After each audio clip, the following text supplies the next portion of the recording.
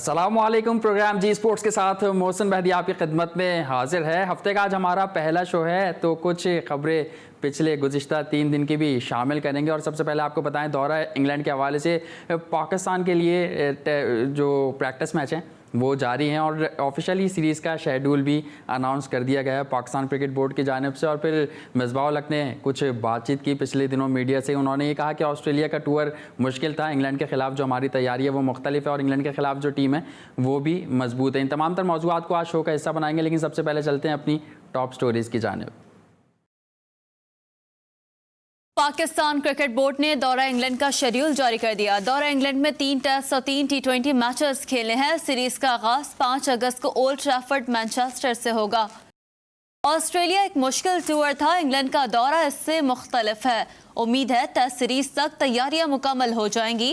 कौमी cricket team के head coach Misbah ul हक।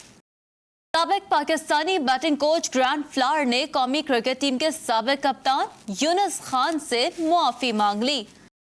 सुप्रीम कोर्ट के साबिक जज जस्टिस रिटायर्ड फकीर मोहम्मद खोखर बतौर इंडिपेंडेंट एज डिटेक्टर 13 जुलाई को national high performance centre Lahore में उमर अकमल की जानिब से दायर अपील पर समाअत करेंगे। IPL की वजह से T20 वर्ल्ड कप का इनेकाद मुमकिन नहीं हो सकेगा। इंज़िमामुल हक। भारतीय प्लेयर्स मैच में पिटाई के बाद पाकिस्तानी प्लेयर से माफी मांगते थे। साबिक कप्तान शाहिद आफरीदी। इस वक्त पाकिस्तान वाहिद टीम है जो भारत को इसके मुल्क में हरा सकती है। साबिक ऑस्ट्रेलियाई क्रिकेटर ब्रैड हॉट।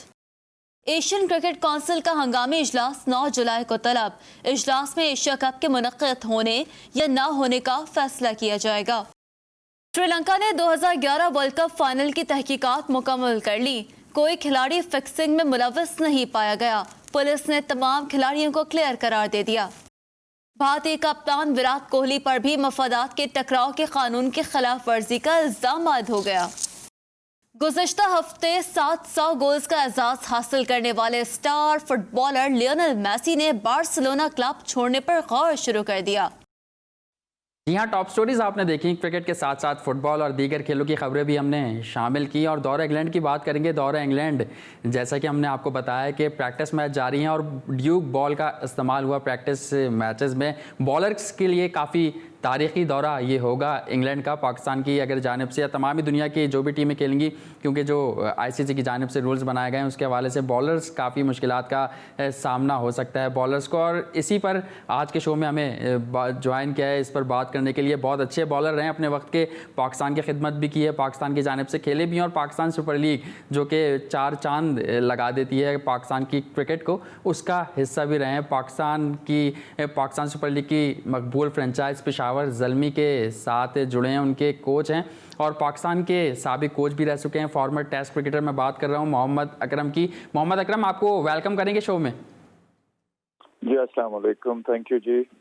जी बिल्कुल, आपका बहुत शुक्रिया कि आपने शॉर्ट नोटिस पर हमें ज्वाइन किया। और सबसे पहले तो आपका जहां नाम आता है तो पाकिस्तान सुपर लीग की पेशावर ज़ल्मी का नाम भी आपसे जुड़ा है। तो अगले साल शायकीन क्रिकेट पाकिस्तान सुपर लीग के मैचेस पेशावर में भी देखेंगे, तो इस पर मैं सबसे पहले आपका मौक़िफ़ जानना चाहूँगा। बड़ी खुशाइन बात है जी कि पेशावर में भी अगले साल मैचेस होंगे, क्योंकि जिस तरह का क्राउड और जिस तरह की पेशावर हमें सपोर्ट मिलती है ऑल ओवर द वर्ल्ड, अब उनको अपने होम ग्राउंड्स पे मैचेस मिलेंगे तो मुझे उम्मीद है कि हर मैच में हाउसफुल होगा और बहुत ज़्यादा जोश व खरोश नज़र आ रहा है ऑलरेडी इस सिलसिले में जब हम मिलते हैं अपने फैंस से। सही। अच्छा मोहम्मद अकरम, हमने देखा कि दीगर फ्रेंचाइज भी टैलेंट हंट का बेड़ा उठाती हैं, तो इस बार पेशावर ज़ल्मी ने भी ये सोचा और उसमें आपके साथ बहुत बड़े नाम शामिल हैं। अगर बात करें बल्लेबाजों की तो हाशिम आमला एक बड़ा नाम है पूरी दुनिया के बल्लेबाजों में। आप एक बेहतरीन बॉलर रहे हैं, डैरन सैमी एक अच्छे ऑलराउंडर हैं। तो किस तरह देखते हैं इससे कितना टैलेंट सामने आएगा और कितना फ़ायदा होगा इससे पेशावर ज़ल्मी को, पाकिस्तान की क्रिकेट को? देखो, ओवरऑल PSL का मकसद ये है कि पाकिस्तान में जो टैलेंट है उसको मैक्सिमम उन यंग बच्चों को फायदा हो। बाकी फ्रेंचाइजें भी करती हैं, हमने ईयर 1 से ये काम शुरू किया था तो अल्हम्दुलिल्लाह उसको आगे लेके चल रहे हैं। अब जिस तरह के हालात पाकिस्तान में इस वक्त चल रहे हैं तो हम लोग जो हमारी टीम है ये सोच रही थी कि कोई ऐसी चीज शुरू की जाए जिससे यंगस्टर्स को एंगेज किया जाए, दोबारा करंट सिचुएशन से निकाला जाए और आहिस्ता आहिस्ता इनको दोबारा क्रिकेट की तरफ लाया जाए। बाय द टाइम इंशाल्लाह हम इस कोविड से निकलते हैं तो ऐसा भी हो कि कुछ क्रिकेटर्स भी रेडी हों। तो उस सिलसिले में हमने ये एक सिलसिला शुरू किया है। इंशाल्लाह इसमें से हम 100 लड़के सेलेक्ट करने की ख्वाहिश रखते हैं और अच्छा। उसमें से फिर मुख्तलिफ टीमें बना के उनके आपस में मैचेस करवा के और उसमें से जो बेहतरीन टैलेंट है, पहले भी हम लोगों ने बच्चों के वजीफे लगाए थे, तो अब भी हमारी यही ख्वाहिश है कि जो मोस्ट टैलेंटेड लड़के हैं उनकी मैक्सिमम हेल्प की जा सके। सही। और हमने देखा कि आपकी फ्रेंचाइज से हमेशा टैलेंटेड प्लेयर सामने आए। इस बार अगर बात करें तो हैदर अली का काफ़ी चर्चा हुआ, पेशावर ज़ल्मी से वो खेले, फिर उसके बाद उनकी सिलेक्शन हुई कौमी टीम में, सेंट्रल कॉन्ट्रैक्ट में उनको जगह मिली। तो हैदर अली के बारे में आप क्या कहेंगे, उनके फ्यूचर के बारे में क्या तासुरात हैं? देखो, Haider Ali one of those players जो is coming through the ranks. Pakistan under 19 खेला है, उसके बाद हमारी नज़र उस पर पड़ी, हमने उठाया, तो उसको एक अच्छे हाथों में एक बहुत ही अच्छा टैलेंट है उसको। मुझे उम्मीद है कि पाकिस्तान टीम का जो कोचिंग स्टाफ है उसको अच्छी तरह डील करेगा और उसको एक पूरी फुल फ्लैज उसको एक चांस मिलेगा। तो he has a very good head on his shoulders और बहुत टैलेंटेड है। जैसे मैंने कहा कि in right hands he can do wonders.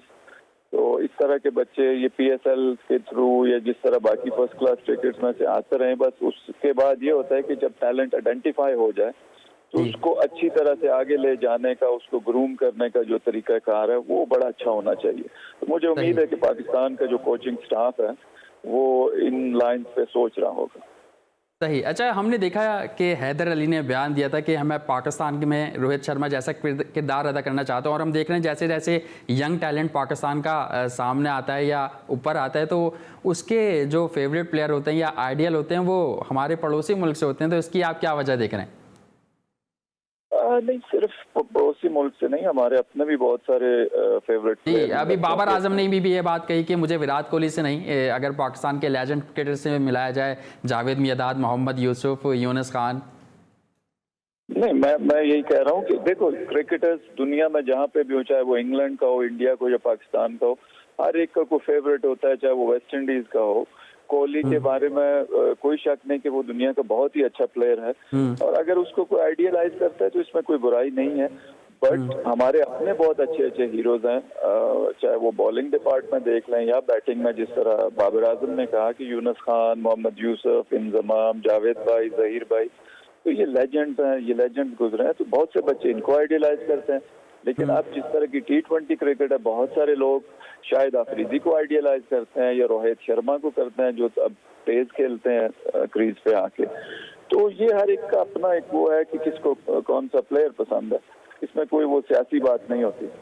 सही। अच्छा, हमने देखा कि आपने भारत के खिलाफ काफ़ी क्रिकेट खेली है और अब ऑस्ट्रेलियन ऑलराउंडर ब्रैड हॉग ने भी बयान दिया है कि पाकिस्तान की वो वाहिद टीम है जो भारत को भारत में ही जाकर हरा सकती है। तो आप अगर पाकिस्तान की मौजूदा टीम देखें और इंडिया की मौजूदा टीम का कंपैरिजन करें तो वाकई पाकिस्तान क्रिकेट टीम अहलियत रखती है कि अगर भारत की सरजमीन पर उसको मौका मिले और वो मात दे भारत को? बिल्कुल, टैलेंट तो पाकिस्तान में मौजूद है, टीम में भी टैलेंट मौजूद है। राइट बैलेंस ढूंढना होता है as a coach, as a management. तो टैलेंटेड बॉलर्स भी मौजूद हैं, टैलेंटेड बैट्समैन भी मौजूद हैं। मेरा ख्याल है जो ब्रैड हॉज ने बात की है उसका ज्यादा उसकी जो सोच इस तरफ होगी कि सिमिलर कंडीशंस हैं और जब पाकिस्तान खेलता है अगेंस्ट इंडिया तो वो एक बड़े इंट्रेपिड एटीट्यूड के साथ खेलता है। तो इंडिया को इंडिया में हराने के लिए एक सख्त एटीट्यूड वाली टीम ही हरा सकती है जिसका बहुत कुछ स्टेक पे हो।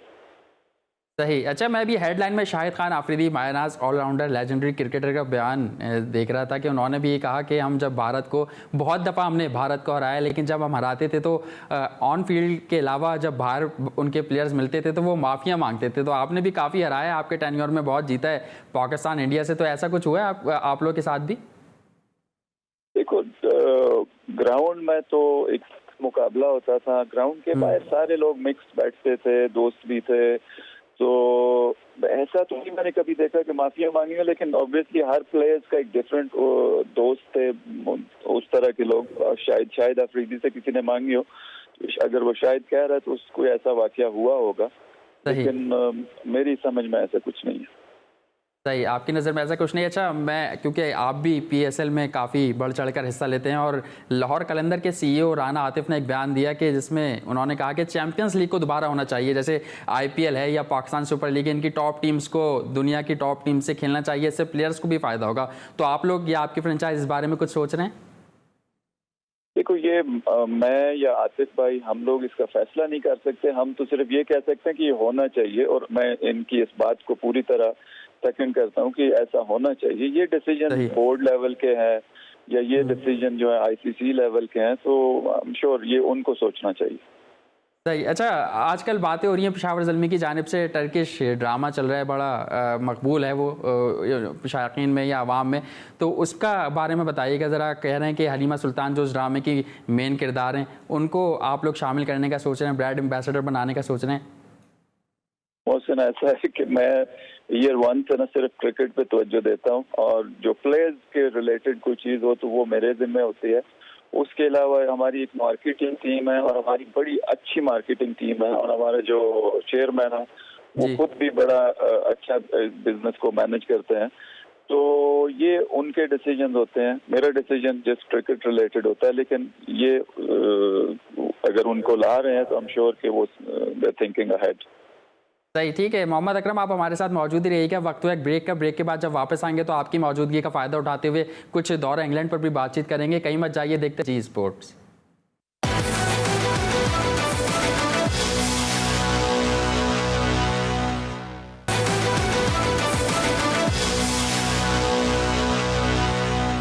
Welcome back. ब्रेक से कबल कुछ पेशावर ज़ल्मी के हवाले से बातचीत कर रहे थे, इंडिया के भारत के हवाले से बातचीत कर रहे थे, और मोहम्मद अकरम हमारे साथ मौजूद हैं। लेकिन इस वक्त हमें एक ऐसी शख्सियत ने भी ज्वाइन किया है जो लाहौर से बिलोंग करते हैं और बहुत अच्छे तबसरे करते हैं, क्रिकेट के माहिर हैं, अदाद शुमार भी काफ़ी अच्छा वो जानते हैं। मैं उनका अगर तारुफ कराऊँ तो फ़रहान निसार की मैं बात कर रहा हूँ। फ़रहान, आपको वेलकम करूँगा शो में।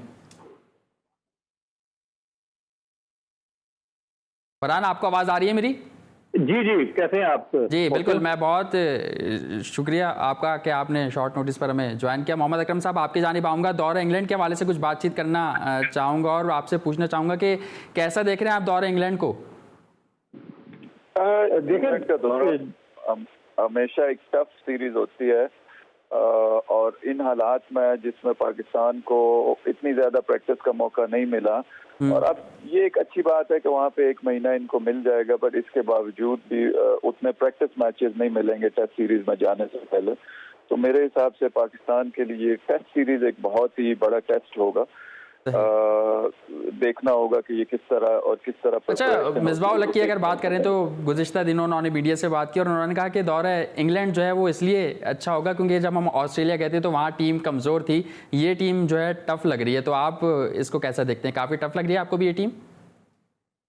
देखो, इंग्लैंड की टीम भी बड़ी टफ है।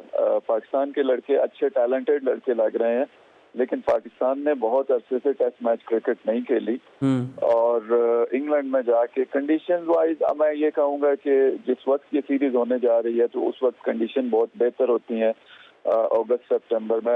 अदरवाइज हमें हमेशा जून जुलाई या अर्ली उसमें मिलते थे टेस्ट मैचेस। ये एक एडवांटेज जरूर है, लेकिन मैं देखता हूँ कि टेस्ट मैच प्रैक्टिस इस वक्त पाकिस्तान क्रिकेट टीम की इतनी नहीं है, और टेस्ट मैच में जाने से पहले इनको अगर 3-4 डे मैचेस भी वहाँ मिलते तो अच्छा होता, लेकिन उस तरह का नहीं है। अब होना यह है कि इन्होंने आपस में कितने मैचेस खेलने हैं, तो अपोजिशन उस तरह के जो इंग्लिश टाइप बॉलर्स हैं वो इनको इतने खेलने का मौका नहीं मिलेगा टेस्ट मैच में जाने से पहले। लेकिन हैविंग सेड दैट, लड़के अच्छे हैं, टैलेंटेड हैं, इनको लड़ना पड़ेगा। बॉलिंग लाइनअप थोड़ी सी वीक लग रही है मुझे पाकिस्तान की, उस तरह का एक्सपीरियंस नहीं नजर आ रहा। इंग्लैंड की तरफ अगर आप देखें तो उनकी बैटिंग और बॉलिंग लाइनअप बहुत बैलेंस और बड़ी एक्सपीरियंस नजर आती है। बिल्कुल। अच्छा फ़रहान, आपको भी इस गुफ्तगू में शामिल करूंगा और आपसे भी जानना चाहूँगा कि मिसबाह-उल-हक कहते हैं कि दौरा ऑस्ट्रेलिया के लिए टीम टफ नहीं थी और दौरा इंग्लैंड में जब हम गए तो हमारे पास तजर्बा भी है और हमारी बॉलिंग लाइन भी यंग है। तो आप इस पर क्या कमेंट करेंगे? आपकी आवाज़ कुछ ठीक नहीं आ रही। अब आ रही है आपको मेरी आवाज़? जी जी जी, आप पूछिए। मैं आपको यही कह रहा हूँ कि मिसबाह-उल-हक के हवाले से जो मिसबाह-उल-हक ने बयान दिया कि जब दौरा ऑस्ट्रेलिया हुआ था तो उसमें टीम इतनी ज़्यादा तजर्बेकार नहीं थी जितनी दौरा इंग्लैंड में है, इस पर आप क्या कहेंगे? देखिए, दोहरा ऑस्ट्रेलिया के लिए भी किसी और ने तो टीम सेलेक्ट नहीं की थी, जी। तो वो भी मिसबाह उल हक की ही मुंतखब करदा टीम थी। तो जब मिसबाह उल हक आए हैं चीफ सेलेक्टर और हेड कोच बने हैं, तो उस वक्त थोड़ा सा उनके फैसलों में तसलसल दिखाई नहीं दिया। अगर श्रीलंका की सीरीज देखें तो उन्होंने कुछ खिलाड़ियों को कमबैक करवा दिया। ऑस्ट्रेलिया में देखें तो मोहम्मद इरफान और कुछ ऐसे प्लेयर्स को ले गए। फिर जो ऑस्ट्रेलिया गए उनको अभी इंग्लैंड के टूर के लिए मूसा खान, इन प्लेयर्स को नहीं रखा गया, फिर बाद में लेके आए। तो मेरा ख्याल है कि थोड़ा सा जो पॉलिसी है सिलेक्शन की, वो उन्हें अभी से वजह करनी होगी। अगर वो हर सीरीज के हिसाब से तब्दीलियां करते रहेंगे, कभी यंगस्टर्स को बहुत ज्यादा बात की जाती है, कभी सीनियर्स पर भरोसा किया जाता है, तो मेरा ख्याल है कि अभी से उन्हें पॉलिसी मुरतब अपनी कर लेनी चाहिए कि वो किस तरह से सिलेक्शन करेंगे। और जो दोनों टूर है, ऑस्ट्रेलियन टूर, इसी लिहाज से थोड़ा सा मुश्किल यूं भी होता है कि पाकिस्तानी टीम बहुत ज्यादा ऑस्ट्रेलिया में नहीं खेलती है। अगर आप देखिए कि 2016 में भी इंग्लैंड हम गए, 2018 में गए, 17 में चैंपियंस ट्रॉफी आ गई, 19 में वर्ल्ड कप आ गया। तो इंग्लिश कंडीशन से पाकिस्तानी प्लेयर्स कुछ जरा बेहतर तौर पर यूज टू है। और अगर हम रिकॉर्ड की भी बात करें तो इंग्लैंड में पाकिस्तान का रिकॉर्ड ज्यादा बेहतर है अगर ऑस्ट्रेलिया के हवाले से बात की जाए। बिल्कुल, हमने यही देखा कि पाकिस्तान की जो परफॉर्मेंस है वो अगर दूसरी किसी एशियन टीम से कंपेयर की जाए तो काफ़ी बेहतर है। मोहम्मद अकरम साहब, बॉलर्स के लिए कितना मुश्किल होगा ये टूर, जहां आप थूक नहीं लगा सकते बॉल को स्विंग करने के लिए, तो इस पर आप क्या कमेंट करेंगे? थोड़ा सा डिफरेंट होगा, मुश्किल होगा बॉलर्स के लिए, लेकिन मेरा ख्याल है जो कोचिंग स्टाफ है ये एक महीना जो है वहाँ पे इसी चीज़ के लिए साथ होगा कि इन चीज़ों की प्रैक्टिस की जाए टेस्ट मैच में जाने से पहले। लेकिन जो आपने पूछा बॉलर्स के लिए एक ऐसा टूर होगा, तो बॉलर्स के लिए एक टफ टूर होगा। Back to back test matches हैं और उनमें कोई ज़्यादा रेस्ट मुझे नहीं नज़र आ रहा, गैप नहीं नज़र आ रहा, और थोड़ी सी इनएक्सपीरियंस बॉलिंग लाइनअप है।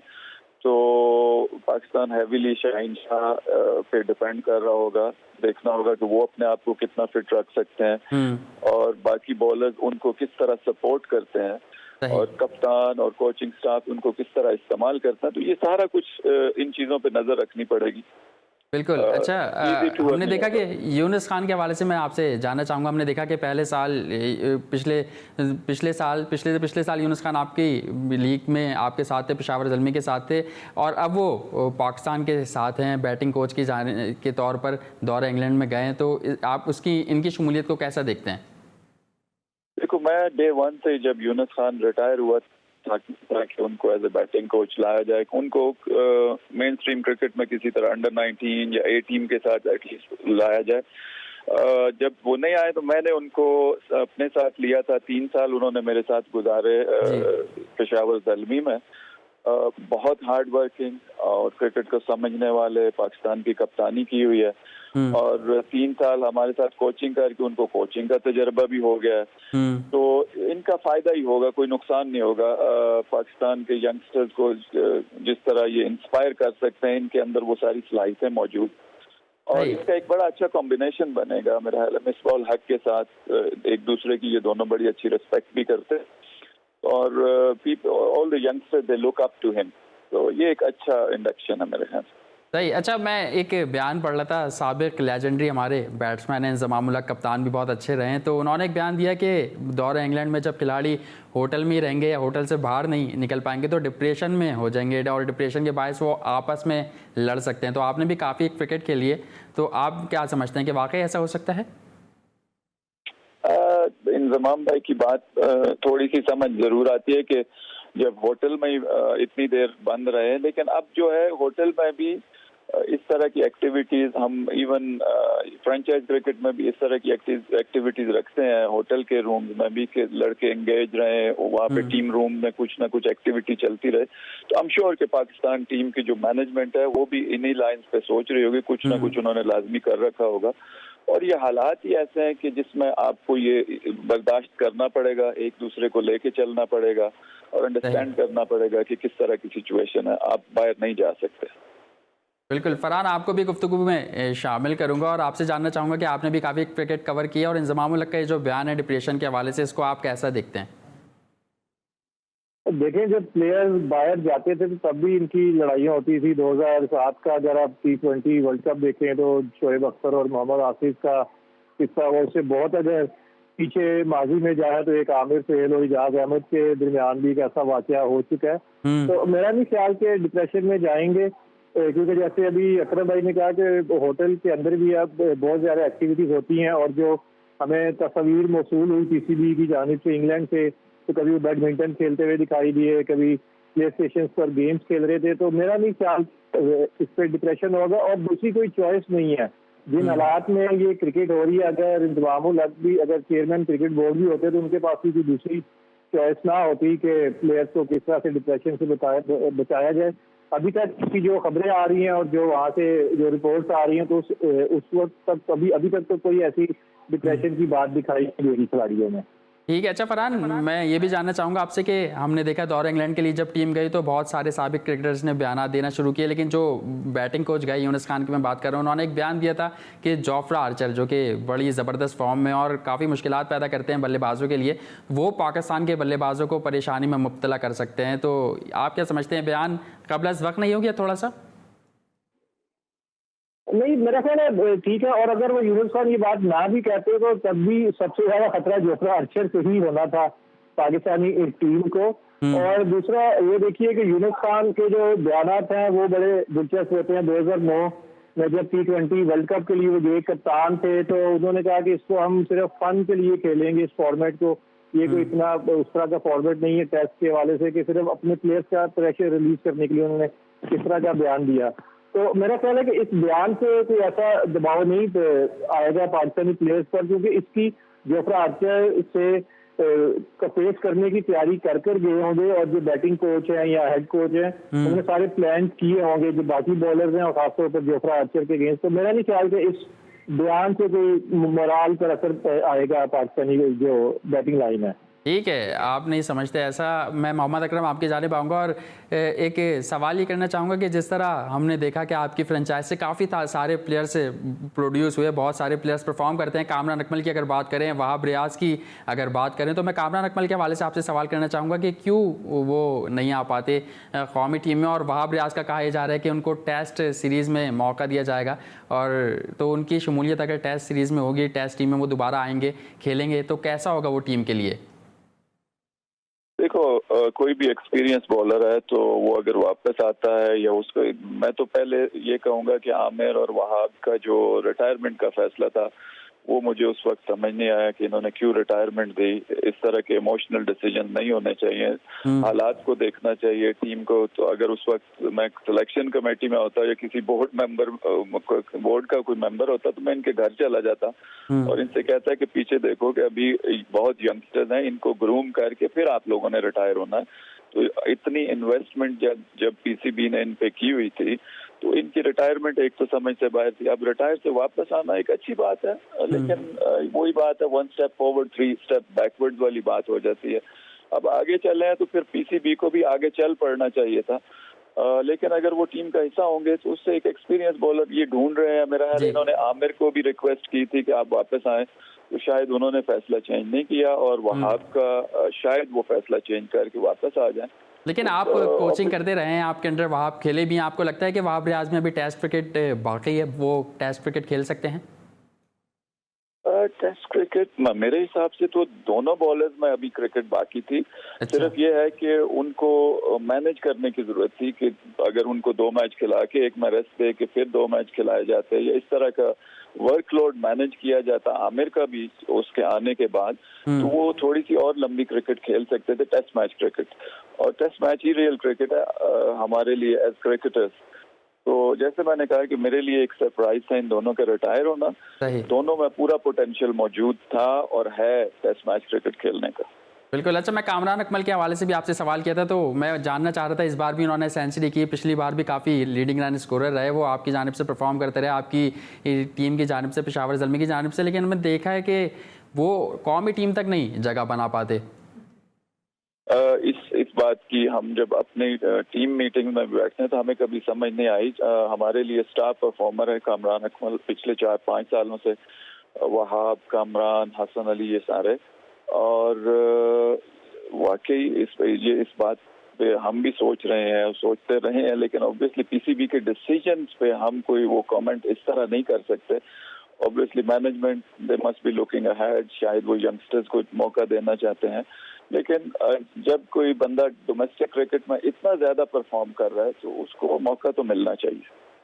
सही, ठीक है। मैं आखिरी सवाल ये करना चाहूँगा आपसे कि जावेद आफरीदी जो आपके ओनर हैं, टीम के ओनर हैं, फ्रेंचाइज के ओनर हैं, वो काफ़ी ज़्यादा इंटरेस्ट लेते हैं क्रिकेट में और हमने देखा भी कि किस तरीके से वो प्लेयर लाए, आपके प्लेयर प्रोड्यूस हुए और कौमी टीम तक पहुँचे। तो PSL 5 के हवाले से आप क्या समझते हैं कि क्या देख रहे हैं, कब तक मैचेस हो सकते हैं या होने चाहिए, नहीं होने चाहिए?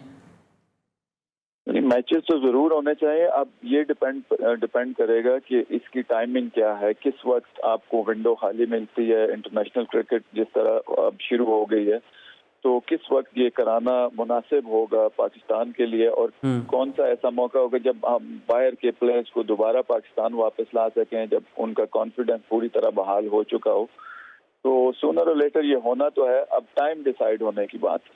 ठीक है, बहुत शुक्रिया मोहम्मद अकरम साहब, आपने हमें ज्वाइन किया जी स्पोर्ट्स में, अपना कीमती वक्त दिया। हमारी बेस्ट विशेस आपके साथ हैं, पेशावर ज़ल्मी के साथ हैं कि जो आप लोग बेड़ा उठा रहे हैं टैलेंट हंट का, उसमें आप मज़ीद कामयाब हों और बहुत सारे प्लेयर जो हैं पाकिस्तान को आपकी जानिब से मिलें, आपकी फ्रेंचाइज से मिलें। आपको दोबारा भी हम अपने शो में मदऊ करेंगे, लेकिन यहाँ वक्त हुआ एक ब्रेक का। ब्रेक के बाद जब आएँगे तो फरहान साहब से कुछ बातें करेंगे डोमेस्टिक के हवाले से, क्लब क्रिकेट के हवाले से और दौरा इंग्लैंड के हवाले से। कहीं मत जाइए, देखते रहिए जी स्पोर्ट्स।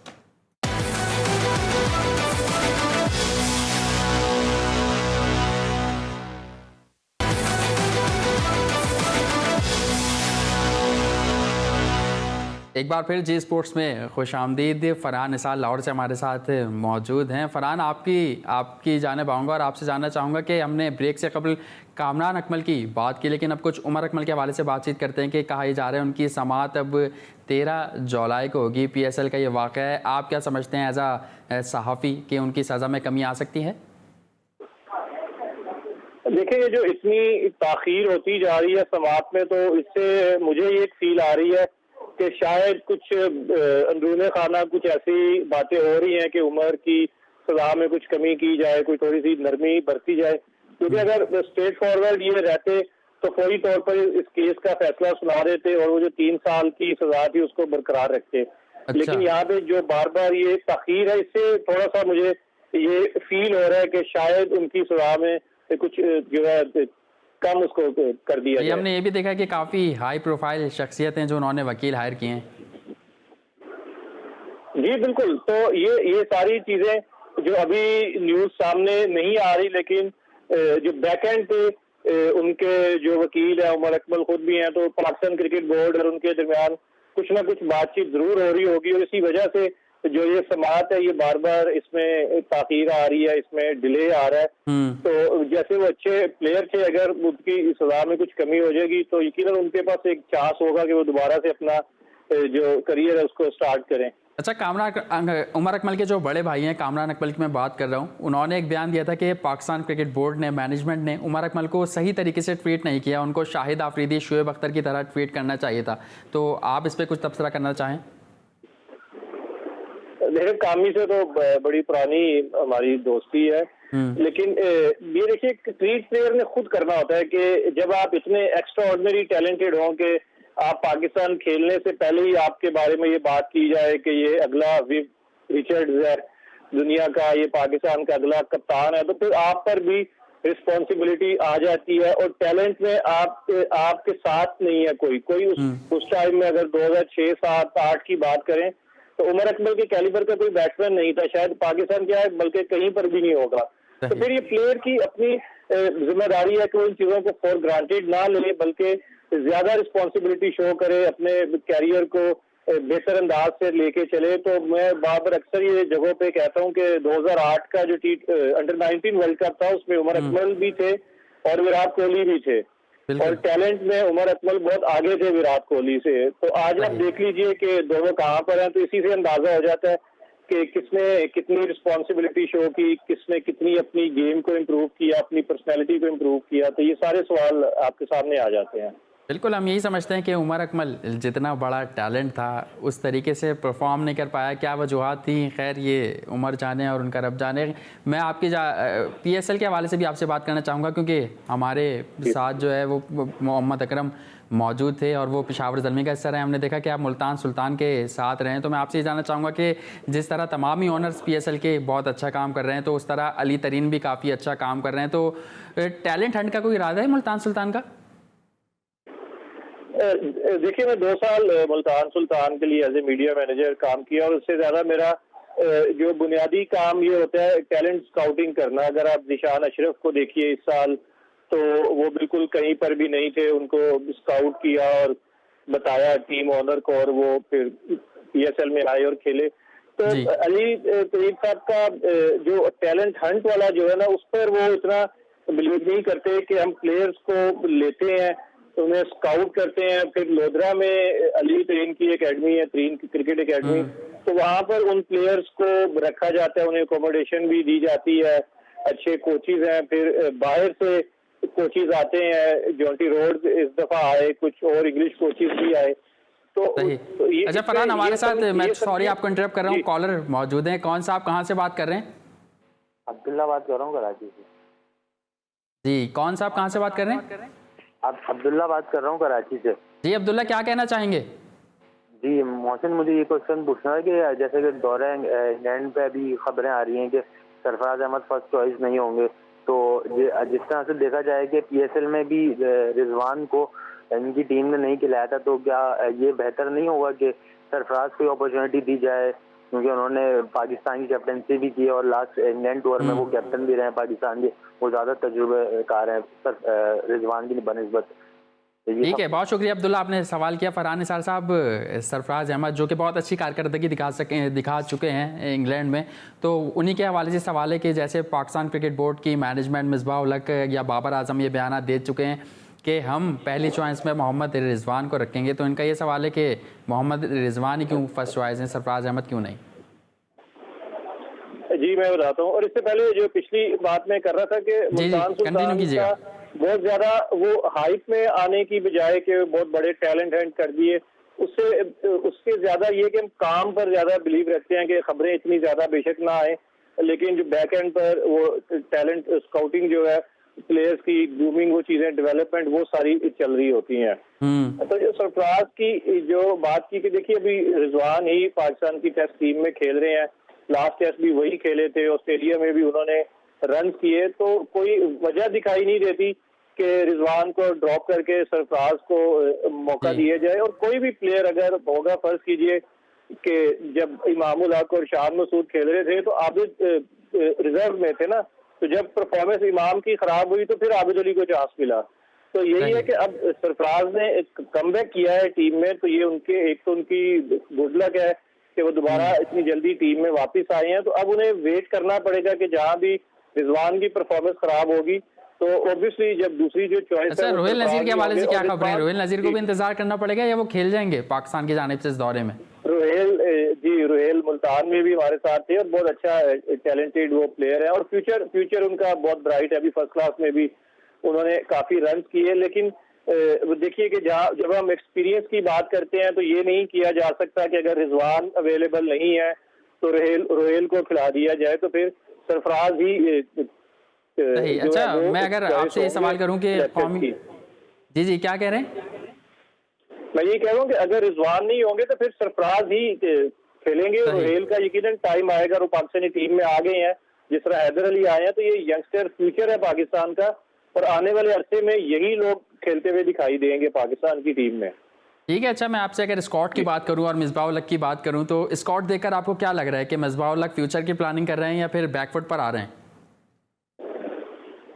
देखिए, जैसे मैंने इब्तिदा में कहा कि प्लानिंग थोड़ी सी दिखाई नहीं दे रही। हर सीरीज के हवाले से मुख्तलिफ प्लान उनका आता है, कभी सीनियर्स पर चले जाते हैं बहुत ज्यादा, कभी वो बिल्कुल यंगस्टर्स पर आ जाते हैं, लेकिन इसमें तसलसल ये दिखाई दे रहा है कि जो हमने होम सीरीज खेली है बांग्लादेश और श्रीलंका के अगेंस्ट, तो ये स्क्वाड कमोबेश उन्हीं खिलाड़ियों पर ही मुश्तमिल है। कोई खिलाड़ी उस सीरीज से ड्रॉप नहीं हुआ, हारिस सोहेल ने खुद मना कर दिया खेलने के लिए, बाकी सारे वही प्लेयर्स हैं। और इस दफा चूंकि हालात कुछ मुख्तलिफ हैं तो ज्यादा खिलाड़ियों को लेकर जाना था, इसलिए 29 लोग गए हैं, जिसमें कुछ ऐसे नाम जरूर है जिन पर सरप्राइज हुआ है। सोहेल खान का नाम ऐसा है कि इस साल कोई बहुत आउटस्टैंडिंग परफॉर्मेंस नहीं थी उनकी, तो इस तरह के कुछ नाम जरूर है। लेकिन ओवरऑल अगर देखें तो यहाँ पर थोड़ा सा तसलसल दिखाई दिया कि जो होम सीरीज में स्क्वाड खेला है, जो प्लेयर्स खेले हैं, उन्हीं को ही वहां पर लेकर गए हैं इंग्लैंड के टूर पर। ठीक है, अच्छा मैं पीएसएल की जानिब दोबारा आऊँगा और आपसे पूछना चाहूँगा कि पीएसएल में हमने देखा कि शान मसूद की कप्तानी में काफ़ी ज़बरदस्त परफॉर्मेंस रही मुल्तान सुल्तान की इस पीएसएल में, तो क्या वजह थी? और हमने देखा था जब मुल्तान सुल्तान का कप्तान अनाउंस हुआ था शान मसूद, तो काफ़ी लोगों ने उस पर तनकीद भी की थी, हैरानगी का भी इजहार किया था। देखिए, हम लोग आमतौर पर तब्दीली को देखना नहीं चाहते और बदकिस्मती यह है कि बहुत से लोग, चाहे वो हमारा मीडिया का सेक्शन है, आम लोग हैं, वो डोमेस्टिक को फॉलो नहीं करते। तो शान जब यूबीएल का कप्तान था तो वहाँ भी बड़ी आउटस्टैंडिंग परफॉर्मेंस थी, एज ए कैप्टन भी, एज ए प्लेयर भी, इस्लामाबाद के लिए भी खेला है। और जो हम बात करते हैं कि क्रिकेट की सेंस है, तो वो चंद खिलाड़ियों में से ऐसा है कि जिसको क्रिकेट की बड़ी अच्छी नॉलेज है, बड़ी अच्छी समझ है। तो इस अच्छा, एक कॉलर हमारे साथ मौजूद हैं, फरहान। कौन साहब, कहाँ से बात कर रहे हैं? शबाब बात कर रहा हूँ, कराची से। जी शबाब, क्या कहना चाहेंगे? सर मेरा सवाल ये है, क्या शुएब मलिक को वर्ल्ड कप तक चांस देना चाहिए? अच्छा, सवाल मेरा ये है कि सरफराज अहमद को अगर हम कप्तान बना के रखते हैं विकेट कीपर के उससे, जैसे कि धोनी इंडिया का उन्हें तबाही मचाई और कामयाब कप्तान रहा है, तो क्या वजह है कि हम सरफराज को चांस क्यों नहीं देते इस तरीके से? ठीक है, बहुत शुक्रिया, आपने सवाल किया। फरहान, शुएब मलिक के हवाले से, क्या शुएब मलिक को आपको लगता है कि 2020 का जो T20 वर्ल्ड कप है उसमें मौका देना चाहिए? देखिए, वो खुद भी खेलना चाहते हैं। अगर हम उनकी फिटनेस फॉर्म की बात करें, जो लीग्स होती हैं अराउंड दी वर्ल्ड, वहाँ की परफॉर्मेंस देखें, तो उस हवाले से तो उन्हें खेलना चाहिए। और फिर मिसबाह अली, जैसे हम पहले बात कर रहे थे कि वो सीनियर्स पर ट्रस्ट कर रहे हैं, T20 की टीम में वो हफीज को भी शामिल करते हैं, शोएब मलिक को भी शामिल करते हैं। तो इस सिनारियो में तो दिखाई देता है कि शोएब मलिक और मोहम्मद हफीज दोनों ही, लेकिन हमने देखा है कुछ साबिक क्रिकेटर्स, अगर मैं बात करूं रमीज राजा वगैरह की, तो वो तनकीद कर रहे हैं काफ़ी कि अब पाकिस्तान क्रिकेट टीम की मैनेजमेंट को इन दोनों खिलाड़ियों से जान छुड़ा लेनी चाहिए। देखिए, उनका पॉइंट ऑफ व्यू अपनी जगह, लेकिन हमें इशू ये आता है कि हमारे पास बैकअप टैलेंट नहीं होता। हमारे पास अभी भी T20 क्रिकेट में कोई ऐसा प्लेयर नहीं है जो ओपन भी कर सके, नंबर 6 पर भी खेल सके, साथ ऑफ स्पिन बॉलिंग भी करे, फील्डर भी बहुत अच्छा हो। तो इशू यही आता है, फिर यही वजह है कि अगर हम कभी सीनियर्स को ड्रॉप करते हैं तो फिर दोबारा उनको लेके आते हैं, क्योंकि हमारे पास बैकअप में अभी हफीज या शोएब मलिक जैसा कोई खिलाड़ी मौजूद नहीं है। अगर आप बैटिंग ऑलराउंडर की बात करते हैं, सिर्फ इफ्तिखार हमें एक ऐसे प्लेयर दिखाई देते हैं, उसके अलावा कोई प्लेयर ऐसा नहीं है कि जो इनको रिप्लेस कर सके। तो फिर यही वजह है कि सिलेक्टर्स भी कहीं ना कहीं मजबूर होते हैं कि वो इन सीनियर्स को दोबारा से टीम में शामिल करें। लेकिन सबसे बढ़कर परफॉर्मेंस है कि अगर जब तक ये दोनों परफॉर्मेंस दे रहे हैं तो मेरा नहीं ख्याल कि इनको ड्रॉप करना चाहिए। ठीक है, अच्छा, आपने थोड़ी देर कबल डोमेस्टिक क्रिकेट की बात की, तो आप समझते हैं क्या ऐसे स्क्वाड को इंतखाब करते हुए डोमेस्टिक के खिलाड़ियों को देखा गया, उनको परखा गया या उनके साथ इंसाफ किया गया? देखिए, ये जो अभी पिछले साल जो सीजन स्टार्ट हुआ, वो पाकिस्तान क्रिकेट बोर्ड के जो कवानीन थे या जो उन्होंने एक स्ट्रक्चर बनाया उसके मुताबिक हुआ। इससे पहले कहा जाता था कि रीजन का प्लेयर है, डिपार्टमेंट का है, टीम हल्की थी या टीम अच्छी थी, उसने रन कर दिए, काउंट नहीं होते। तो इस दफा एक बड़े अच्छे स्टैंडर्ड की क्रिकेट हुई, लेकिन जब उसके परफॉर्मेंस को आप इग्नोर करते हैं तो फिर आप पर ही बात आती है कि जब आपने कहा कि इस क्रिकेट के परफॉर्मर को हम चांस देंगे, तो इमरान भट्ट ने इस साल सबसे ज्यादा रन किए कायद-ए-आज़म ट्रॉफी में, तो वो इन 29 खिलाड़ियों में शामिल नहीं है। नुमान अली ने सबसे ज्यादा आउट किए एज ए कैप्टन, वो नॉर्दर्न को फाइनल तक लेकर गए, तो वो इन 29 खिलाड़ियों में शामिल नहीं। समी असलम ने बड़ा अच्छा स्टार्ट दिया, 800 से ज्यादा रन किए।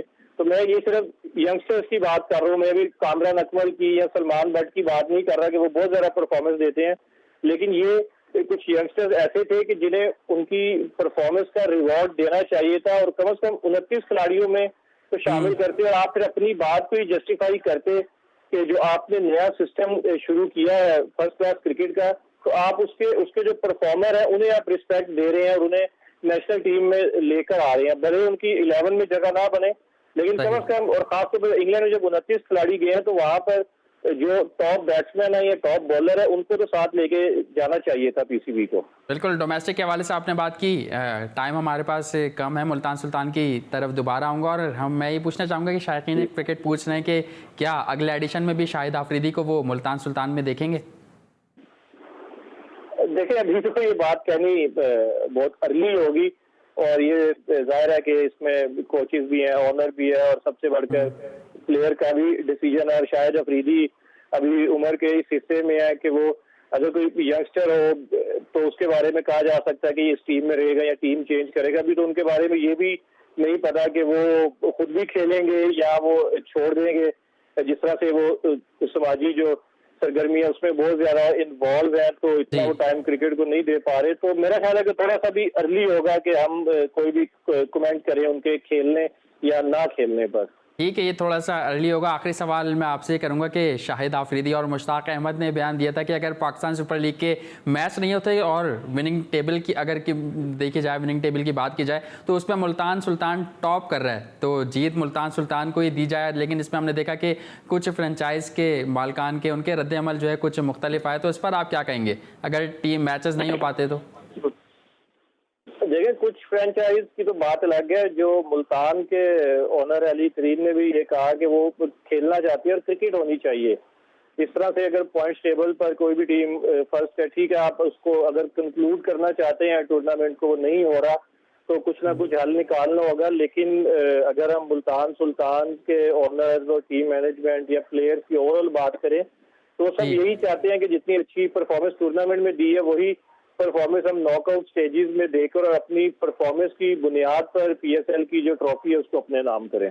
ठीक है, बहुत शुक्रिया फरहान निसार साहब, आपने हमें लाहौर से ज्वाइन किया। काफ़ी मज़ा आया, दिलचस्प गुफ्तगू हुई आपके साथ और खुलकर बात की आपने। मोहम्मद अकरम का भी एक बार फिर शुक्रिया अदा करना चाहूँगा और उम्मीद करता हूँ कि हमारा आज का आपको प्रोग्राम पसंद आया होगा। इसी के साथ सैयद मोहसिन मेहदी और जी स्पोर्ट्स की पूरी टीम को इजाज़त दीजिए। आपसे एक बार फिर कल मुलाकात होगी, तब तक अपना ख्याल रखिएगा। अल्लाह हाफ़िज़।